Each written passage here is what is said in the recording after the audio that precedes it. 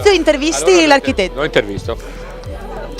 Buonasera, sono molto felice di trovarti tra i nostri ospiti e colgo l'occasione per chiederti, oltre che al cocktail che a causa dello zenzero non ti è piaciuto, se ti è piaciuto invece il vino e gli abbinamenti con il baccalà proposti da Enrico. Il vino mi è piaciuto, ho gradito molto il moscato giallo con sentore di lieviti, l'ho trovato assolutamente appropriato sia per gli spaghetti sia per il risotto, anche se il risotto aveva un po' troppo la liquirizia di copertura e quindi andava un pochettino a passare, però Adesso, insieme è molto buono. adesso sentirai il secondo vino che sicuramente ti andava a coprire quella liquirizia che dici che sentivi troppo. Non ho detto che non mi piaceva la liquirizia, ho detto che Come non ti piaceva lo zenzero, dai?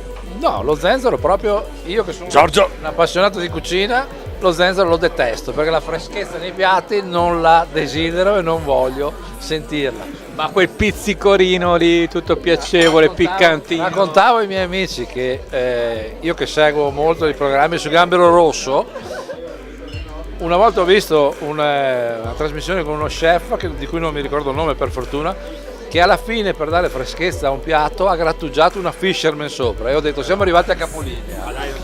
Ascoltami, ti faccio, Mi ti, dà la stessa più o meno. ti faccio l'ultima domanda, poi ti lascio andare. Secondo te è un rapporto tra architettura e cucina? Nessun rapporto.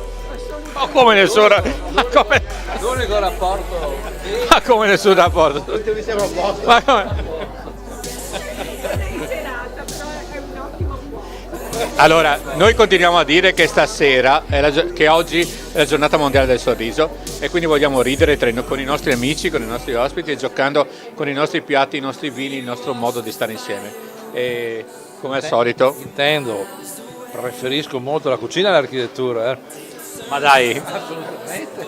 Voglio dire, Ma- lei è i miei testimoni, loro sono i miei amici che vengono. Nella mia libreria ci sono più libri di cucina che libri di architettura. però sicuramente interpreti la cucina come un processo logico che va dall'ideazione alla definizione del piatto.